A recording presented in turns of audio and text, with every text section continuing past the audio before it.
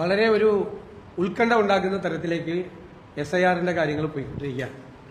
ഉദാഹരണത്തിന് logical discrepancy എന്ന് പറഞ്ഞ് പേരുകളിലും ഇനീഷ്യലുകളിലുമുള്ള ചെറിയ അക്ഷര വ്യത്യാസങ്ങൾ കാരണം 18 ലക്ഷത്തോളം പേർക്ക് അധിക രേഖകൾ സമർപ്പിക്കേണ്ടതായി വന്നിട്ടുണ്ട്. 18 ലക്ഷം പേര്. ഈ പിഴവുകൾ അധികവും കമ്മീഷൻ ഉപയോഗിക്കുന്ന സോഫ്റ്റ്വെയർ മൂലം വന്നാണ്.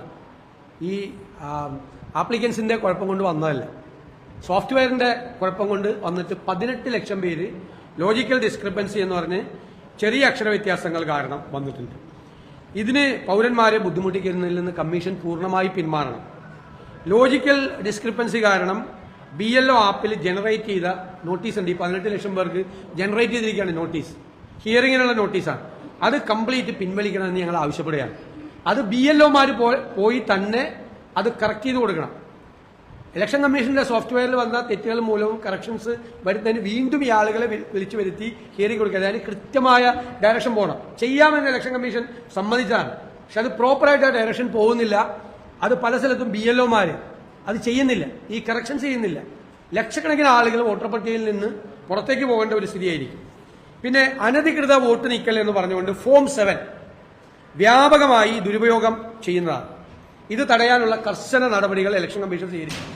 തെറ്റായ വിവരങ്ങൾ വെച്ച് ഫോം 7 സമർപ്പിക്കുന്ന വ്യക്തികൾക്കെതിരെ പരിശോധന കൂടാതെ അനുമതി നൽകുന്ന BLO-മാർക്കെതിരെ ക്രിമിനൽ നടപടികൾ സ്വീകരിക്കും.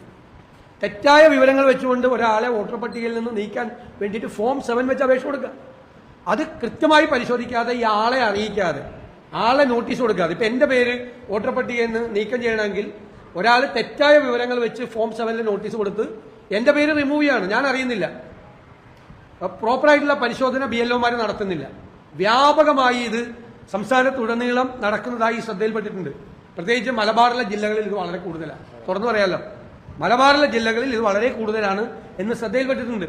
ഫോം 7 വെച്ചിട്ട് വോട്ടർ പട്ടികയിലുള്ള പേരുകൾ റിമൂവ് ചെയ്യാം. അത് പരിശോധന കൂടാതെ ആളെ അറിയിക്കാതെ പേര് മാറ്റുക, അത് ചെയ്യണം. പിന്നെ SIR പൗരത്വ പരിശോധന കൂടി ആയതുകൊണ്ട് രാഷ്ട്രീയ പാർട്ടികൾ കുറെ കൂടി ഉത്തരവാദിത്തത്തോടുകൂടി ഇക്കാര്യത്തിൽ ഇടപെടണം.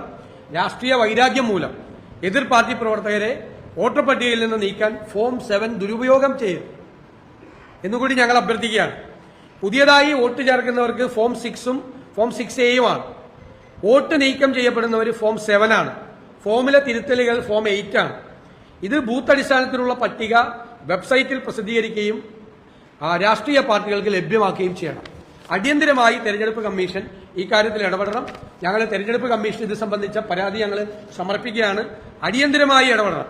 അതുപോലെ ഇന്ത്യക്ക് പുറത്ത് ജനിച്ച പൗരന്മാർ